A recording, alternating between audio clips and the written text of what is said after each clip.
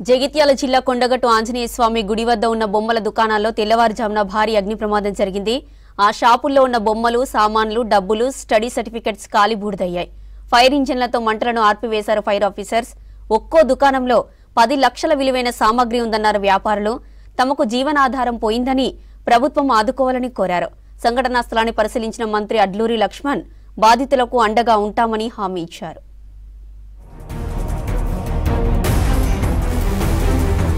జగిత్యాల జిల్లా కొండగట్టులో తెల్లవారుజామున భారీ అగ్ని ప్రమాదం జరిగింది. గుట్ట కింద మెయిన్ రోడ్ పక్కన ఉన్న బొమ్మల దుకాణాల్లో మంటలు ఎగిసిపడ్డాయి.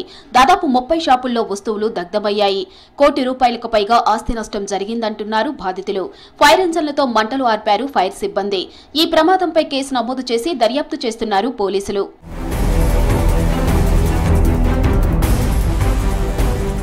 అగ్ని ప్రమాద బాధితులను ఆదుకుంటామని తెలిపారు మంత్రి అడ్లూరి లక్ష్మణ్. షాపులను కోల్పోయిన బాధితులను పరామర్శించారు. తక్షణ సాయం కింద 20,000 ఆర్థిక సహాయం అందిస్తున్నామని చెప్పారు.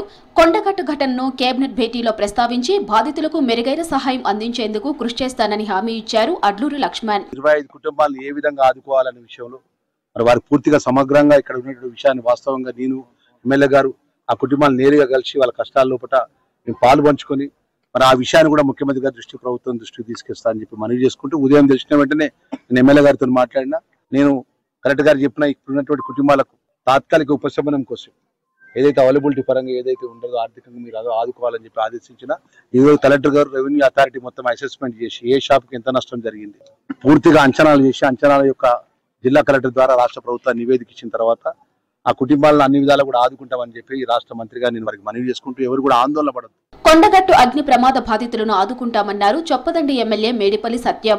మంటల్లో షాపులు కాలిపోవడంతో చిరు వ్యాపారులు రోడ్డును పడ్డారన్నారు. నిర్లక్ష్యంగా వ్యవహరించిన విద్యుత్ శాఖ అధికారులపై చర్యలుంటాయన్నారు.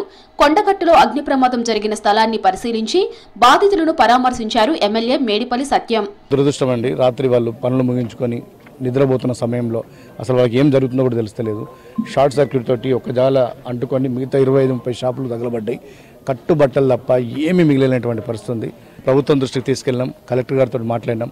ఇప్పుడు కనీసం వాళ్ళకి తిందామంటే తిండి లేదు, నీళ్ళు తాగుదామంటే నీళ్ళు లేనటువంటి పరిస్థితి ఉన్నాయి.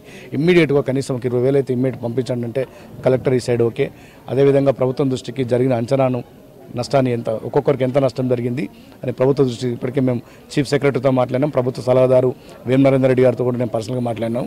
ప్రభుత్వం నుంచి ఏం చేయగలుగుతాం, వీళ్ళని ఏ విధంగా ఆదుకుంటాం, వీళ్ళకి భవిష్యత్తులో అన్ని రకాలుగా ఆదుకోవడానికి మేము ఏమేం చేయాలని అన్ని కోణాల నుంచి ఖచ్చితంగా మేము ఆలోచిస్తాం, ఆదుకుంటాం. కొండగట్టు అగ్ని ప్రమాదంపై కేంద్ర మంత్రి బండి సంజయ్, మంత్రి పొన్నం ప్రభాకర్ ఆరా తీశారు. జగిత్యాల జిల్లా కలెక్టర్తో ఫోన్లో మాట్లాడి బాధితులకు అండగా ఉండాలని ఆదేశించారు. కొండగట్టులో అగ్ని ప్రమాదానికి గురైన దుకాణాలను పరిశీలించారు కలెక్టర్ సత్యప్రసాద్.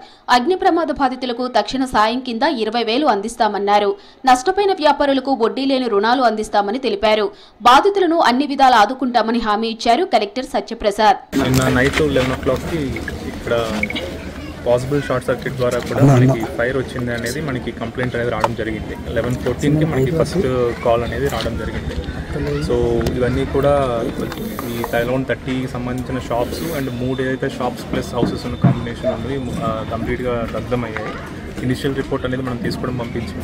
ఎటువంటి ప్రాణ నష్టం అయితే జరగలేదు, ఆస్తి నష్టం అయితే జరిగింది, మనం కళ్ళమని కనిపిస్తూ ఉంది. ఇనీషియల్లీ మనకి అరౌండ్ 30 ఫ్యామిలీస్ ఎఫెక్ట్ అయ్యాయి అనేది మనకి ప్రిలిమినరీ రిపోర్ట్ ఉంది.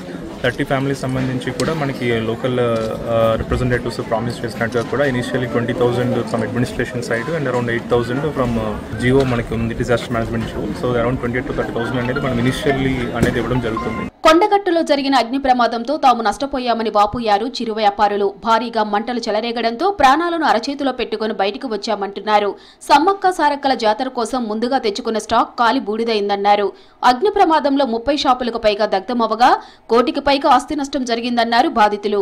మొన్ననే 10 లక్షలు తెచ్చి పెట్టిన సమ్మక్క పుణ్యం ఉన్నదా అని అయ్యా పక్కకి అప్పుడే బంద్ చేసి పోయినా వచ్చే వరకు ఇక్కడ దాకా మంటలు వచ్చినాయి. నా కొడుకు నేను మా ఆయన ముగ్గురం పోయి సామాను పూసే వరకు రాని వచ్చింది మంట. ఇవన్నీ కాలిపోయినాయి అయ్యా.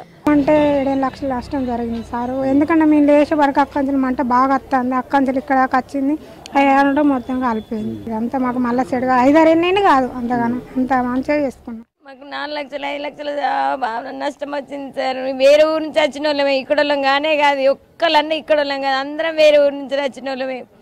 బుక్కులు, కాగితాలు, పేపర్, చదివిన సర్టిఫికెట్లు అన్ని కాలిపోయినాయి. ఏది ఒక్క ఐటెం కూడా లేదు. కట్టుబట్టలతోనే బయటకు వెళ్ళినట్టే ఉన్నాం సార్. ఏం లేదు, మాకు పరిస్థితి కింద ఘోరంగా వచ్చింది.